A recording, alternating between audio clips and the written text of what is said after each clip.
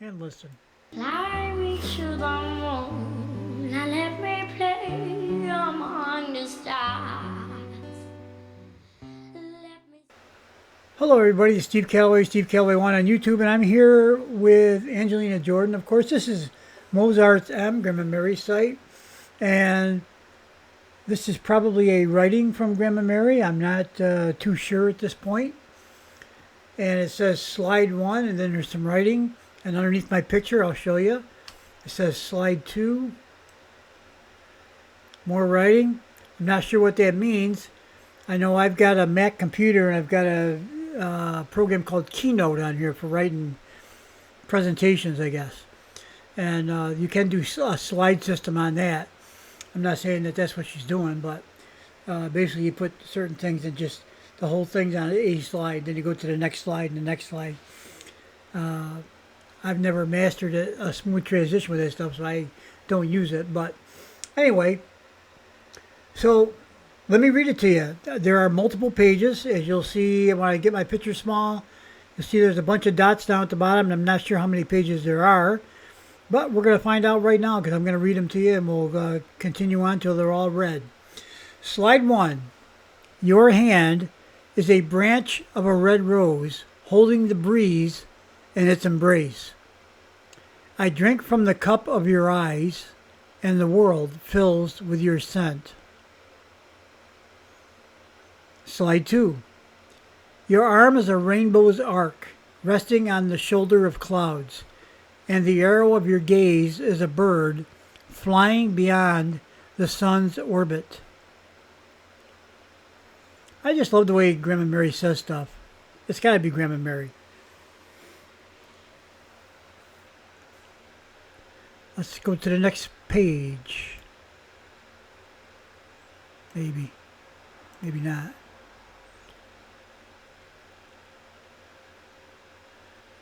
Okay, slide 3. Your pride said, "Go, the path is closed," and I trembled.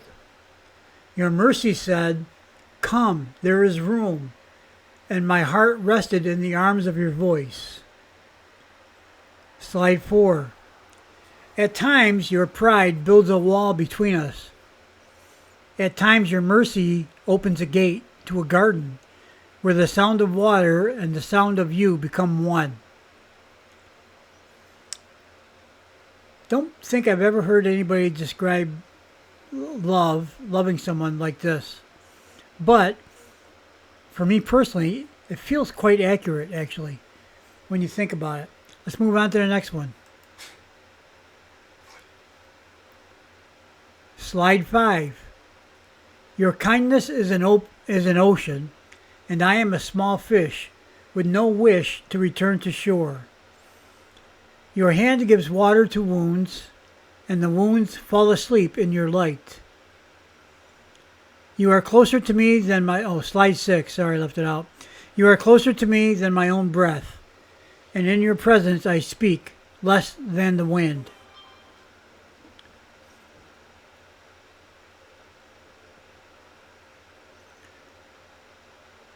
Next one. Slide 7. Though 100 wolves cast their shadow on one, Joseph, your breath carries the scent of a shirt that brings spring back. Slide 8. In a city where your fragrance fills the air of every street, the thief and the guard walk shoulder to shoulder in the shadow of your intoxication. That's interesting. The thief and the guard walk shoulder to shoulder in the shadow of your intoxication. Now think about that one a little bit. Let's go on to the next slide, or next page, I mean. Slide 9. No one remembers which one wrote the law and which one broke it. In your presence, boundaries fade like wave marks in sand. Let me read that again because I think I kind of slurred my words there a little bit. In your presence, boundaries fade like wave marks in the sand, and names fall away from faces. Boy. stumbling over my words tonight. Sorry about that. Slide 10. And in this city your intoxication fills the streets, and our king has bound both thief and guard in a still moment, in a quiet that ends every conflict, a bridge from your gaze to the shore of peace. Mery Zamani, Mozart.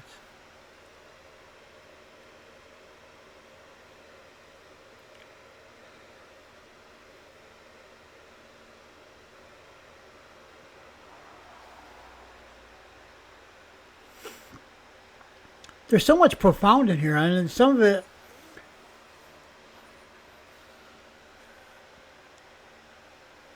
somehow it all seems to connect in some way, but I'm not sure I can break it down.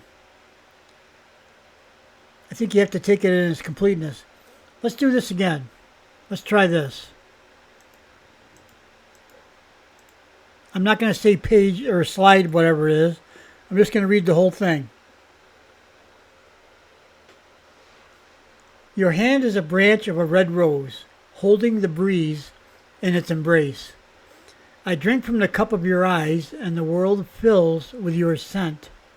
Your arm is a rainbow's arc, resting on the shoulder of clouds, and the arrow of your gaze is a bird, flying beyond the sun's orbit. Your pride said, "Go, the path is closed," and I trembled.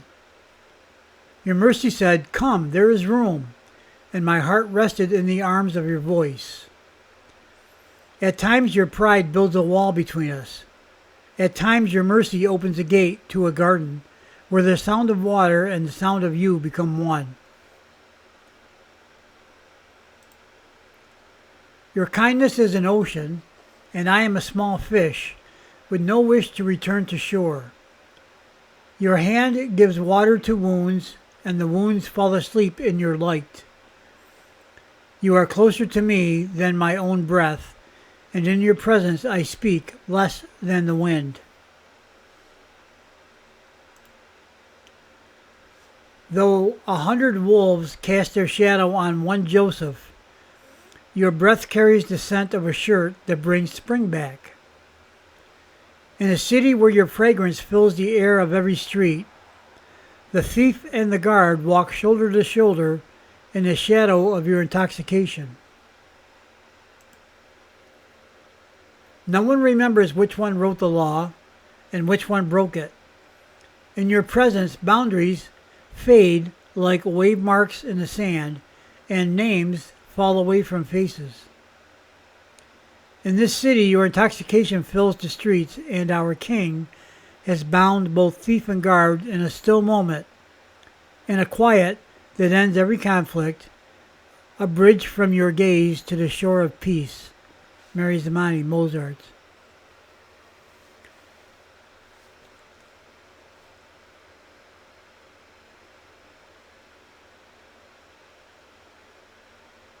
No one remembers which one wrote the law and which one broke the law. In your presence, boundaries fade like wave marks in sand, and your names fall away from faces. I don't know, to me that means, to some degree, I think it means, well, at least that's the way I interpret it. Let me bring my picture up a little bit, that way you can see me struggling with what to say here. There we go. To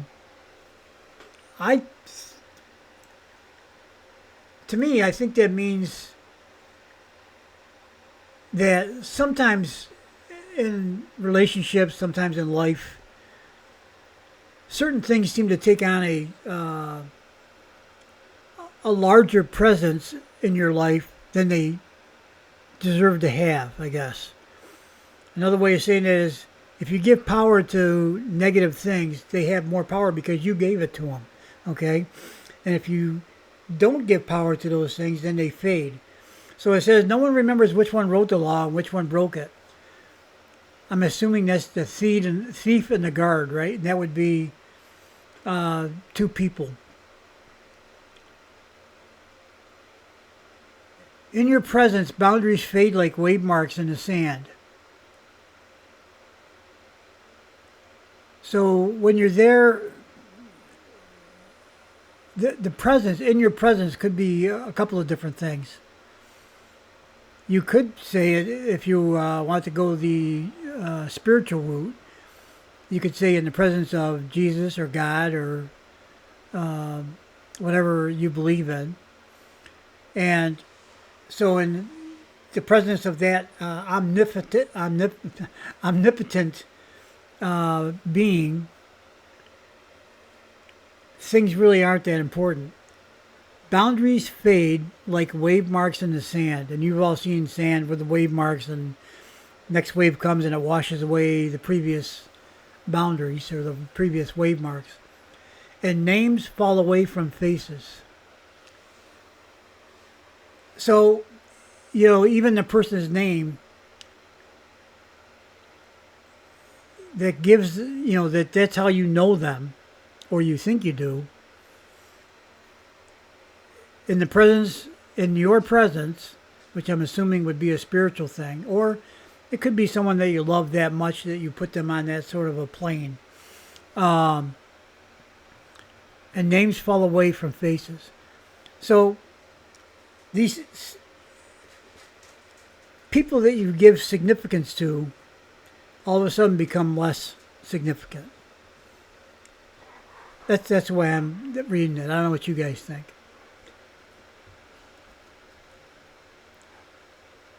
Might as well finish out the slide 10 here. And in this city, your intoxication fills the streets, and our king has bound both thief and guard in a still moment and a quiet that ends every conflict. A bridge from your gaze to the shore of peace. So I see that as another way you could look at it, I suppose. It's just me talking out loud, as you can tell. Our king, again, if it's a spiritual thing, could be God or Jesus or whoever you believe is in charge, has bound both thief and guard in a still moment. What I read into that is both thief and guard actually are one, or of one existence, if you will. And in the presence of the king, your individual significance becomes less important. We all are one, all of us. Has bound both thief and guard in a still moment, in a quiet that ends every conflict. So because we're one, there shouldn't be any conflict. We are one, all of us. There should be no war. You shouldn't want to kill yourself for what? Most wars are over land or power, both, money, oil, these kinds of things, right? People go and die for that. Why would you do that, I mean, if your country calls you, I guess you got a patriotic duty to go. But why do we allow someone else to tell us you need to go now and do what you can, and if it takes it, sacrifice yourself? Every single person that's not in here, but this is my thought. Well, let me back it up. I believe that, and this is scientifically, I believe, is accurate. Everything that exists that has substance is comprised of atoms in different combinations. And the atoms bond together and they form whatever substance it may be. It could be stone, metal, wood, you name it, right? The only thing that's different from that I know of is light is made out of photons. So, and that's a non-substance, but it does exist and it's real. So let's go back to the atoms thing. So everything that exists, like you, me, the wall, the table, the cup, the computer, the telephone, everything is comprised of a bunch of atoms in different configurations. Those atoms, some theories have been around since the Big Bang Theory, if you want to believe in that, the dawn of creation, if you want to look at it a different way. They don't die. I guess they can die, some people believe. but some of the same ones that have been around.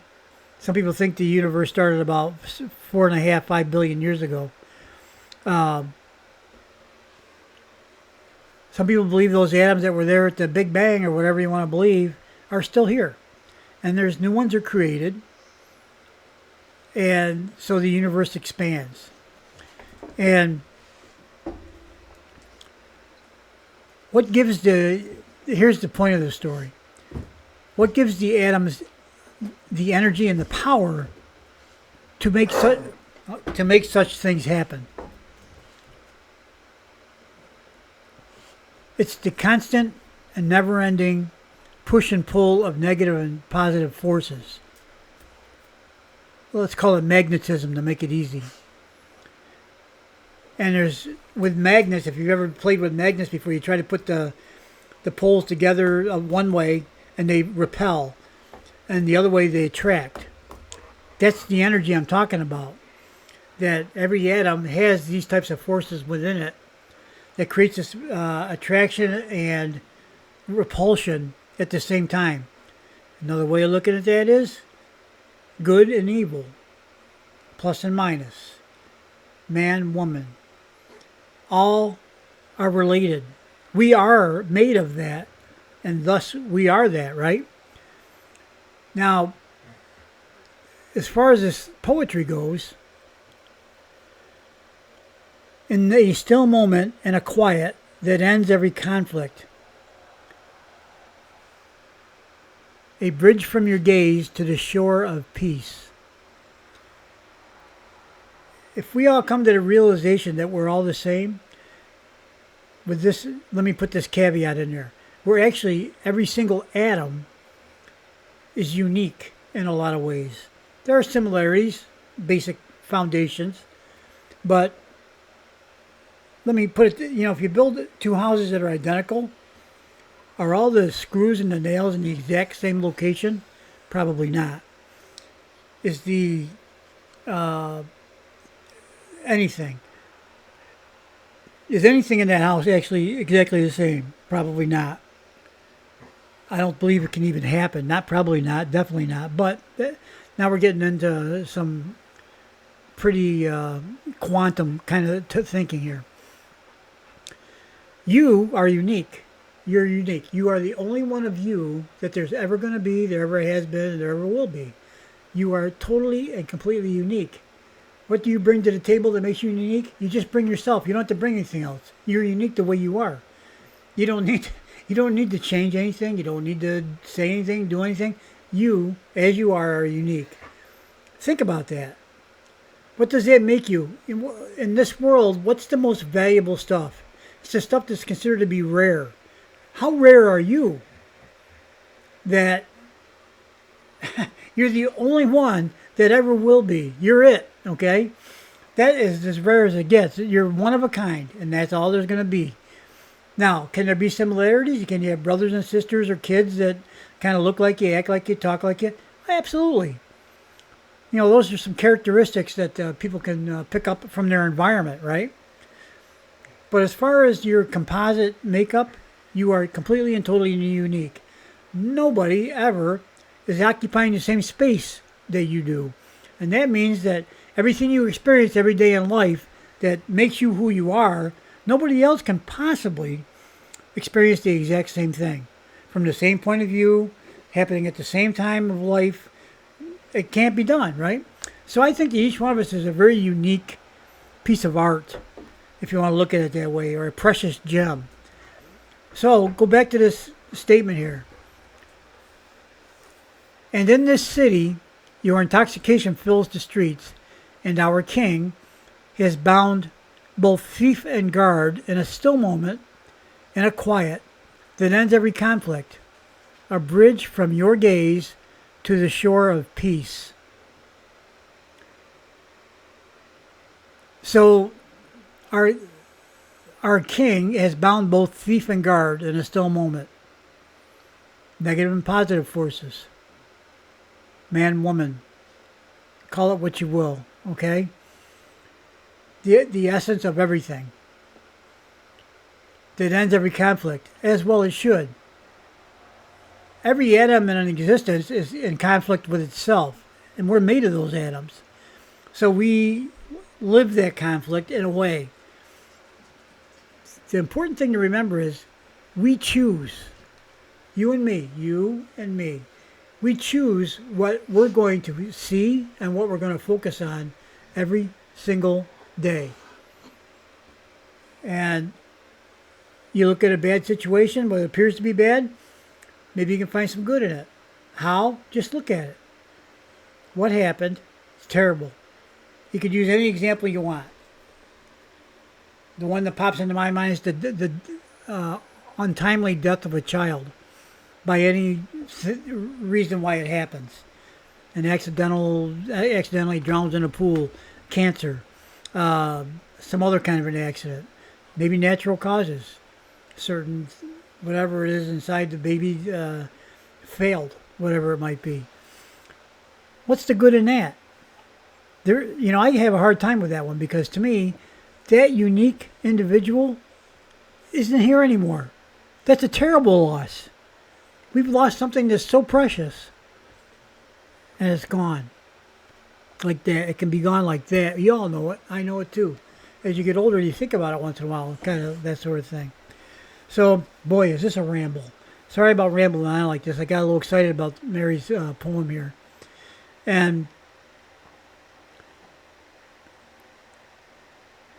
we are all basically made of the same stuff. We're all the same. Just the stuff is configured in different ways for each one of us. But it's the same stuff. And the internal conflict between positive and negative is part of who we are. It's inescapable. The only thing that we seem to have control over, free will, if you will, is how we look at things. How do we process the things that happen in life that seem good or bad, either way? And we choose that path. That was given to us by the randomness of nature, if you want to look at it that way, or by God, if you want to look at it from a spiritual standpoint, or whatever you believe in as the ultimate being or power that created everything. It seems like most religions have that in common, that the individual has the freedom of choice.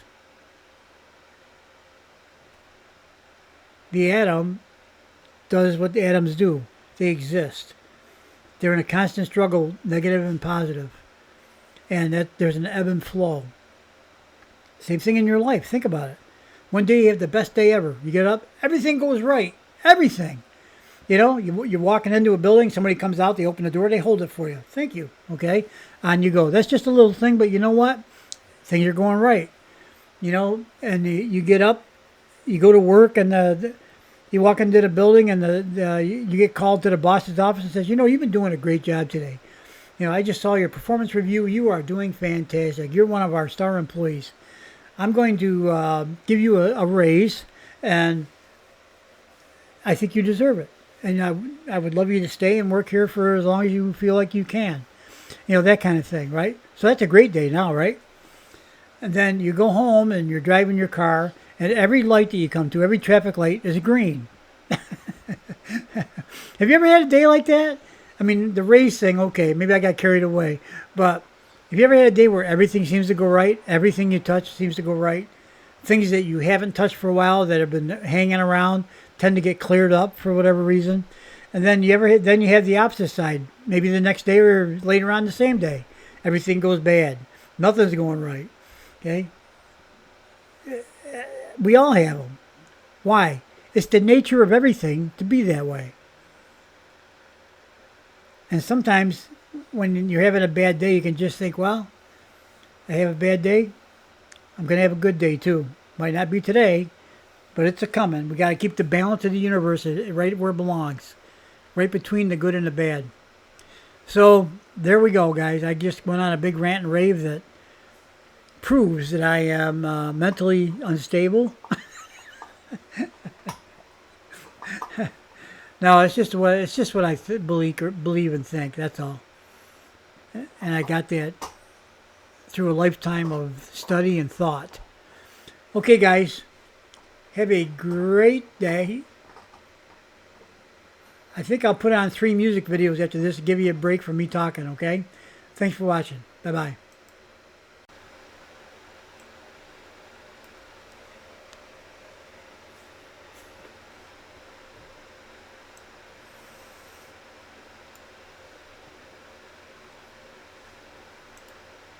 The song is called Killing Me Softly. Glad you guys might know this song, so let's give it a try.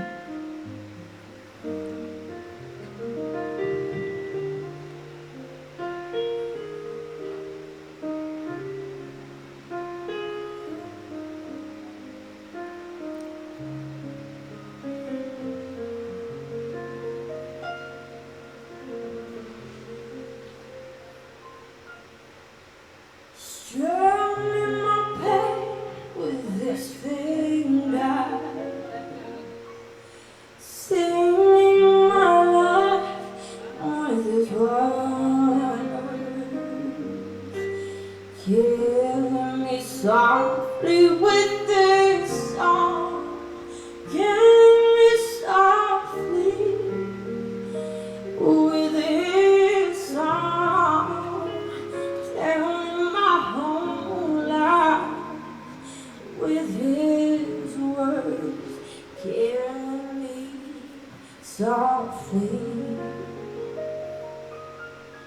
with his song.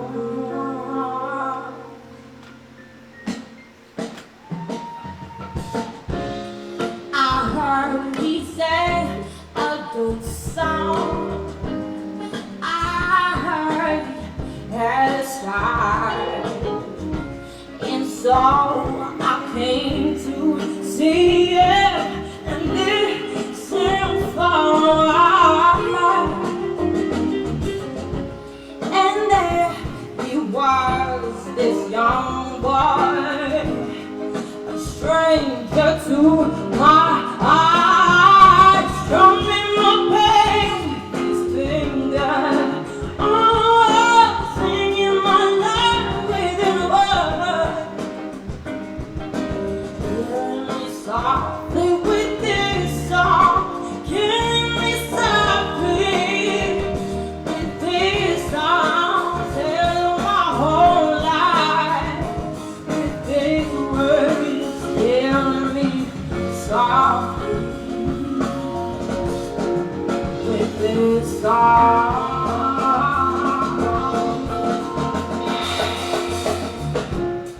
I felt a flush with fever and embarrassed by the crowd.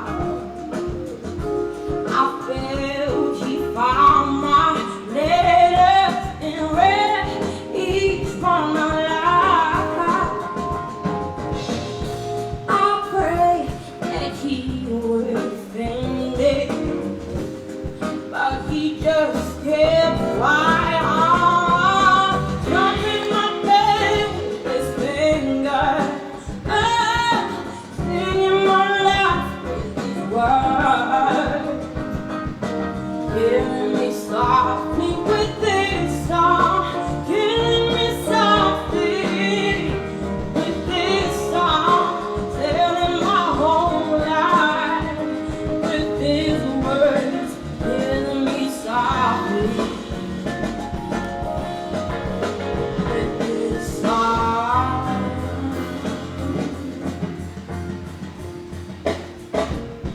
He sang, "Is this the you and me?" in all my darkest bed.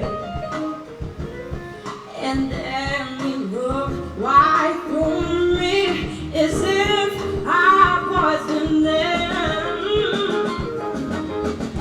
And he just kept on singing, singing clear and strong, strumming my pain with his finger, singing my life with his word,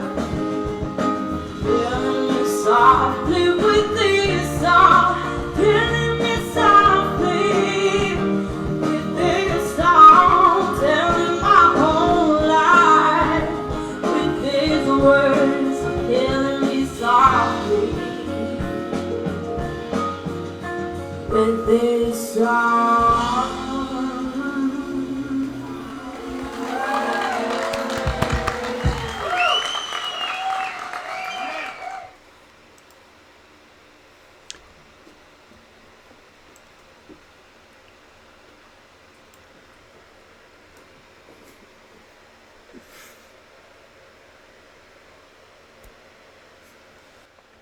Okay, everybody. I know I said I wouldn't talk anymore, but listen.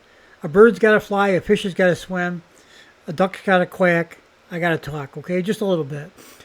This one is A Million Miles. This is the one that Angelina wrote, as I understand it, just a day or two after her grandfather passed away. And it's kind of a tribute to her grandfather. And what a beautiful song it is. Let's listen. I won't talk anymore during this video. We're gonna do A Million Miles. And some of you might know it's my original song, and it's a very special song to me. And I hope, the meaning of this song is about whoever the loved one that you lose is always going to be there for you, and no matter where you are, that they're watching you and they're with you, so you're never alone. And yeah, that's the message I wanted to give.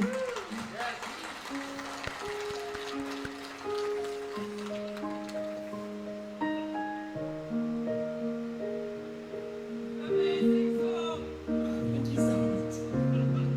When I was a child, I walked the streets, they see me growing up, and we're all I need. I see me myself through all these, it's like it's in my teeth. I think what it's given me, the smiles and the memories, but now it's not here to hold me.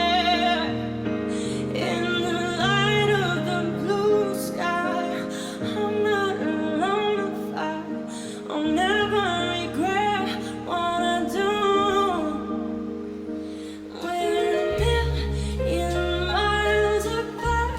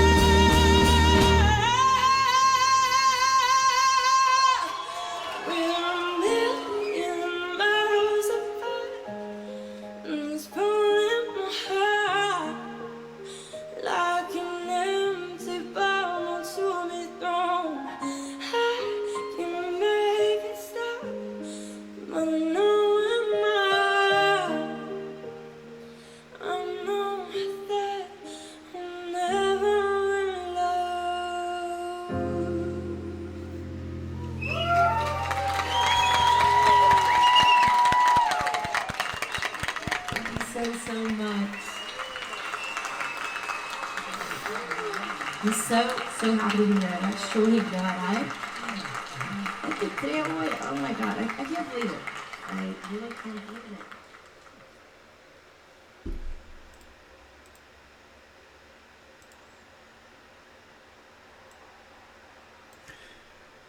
Yeah, that was Chris Walker at the end. This is his video. Wiping away tears at the end, like you said, like many other people. Yep, like me too. And I wasn't even there. Yeah, yeah, it's just a beautiful thought. And quite a way to describe. You can see where Angelina gets her songwriting skills from her grandmother. Her storytelling skills. Just beautiful. All right. See you on the next video. Got one more. Okay, if you're an Angelina fan, I'm sure you've seen this one dozens of times, but I thought I'd end the night with a little Angelina, 8 years old, on The View. Excuse me. Yeah, that's a good way to end the night. Singing Fly Me to the Moon. Just beautiful on every level. Let's watch. And listen. Fly me to the moon and let me play among the stars. Let me see what spring is like on Jupiter and Mars. In other words, hold my hand. In other words, darling, kiss me. Fly me to the moon and let me play among the stars. Let me see what spring is like on Jupiter and Mars. In other words, hold my hand. In other words, darling, kiss me. Fly me to the moon. Okay, so it's not the whole song, unfortunately, but it's this part. I played it twice. And that's it for tonight. Oh, man, tickle in my throat. All that talking, I guess, must have done it, huh? So, I hope you guys enjoyed the video tonight. And sorry I got carried away with the talking part. Hopefully you skipped past it if it was something that was something you didn't want to listen to. Okay? All right. Have a great August 16th, Saturday, and we will see you tomorrow. Bye-bye. Fly me to the moon and let me play among the stars. Let me see what spring is like on Jupiter and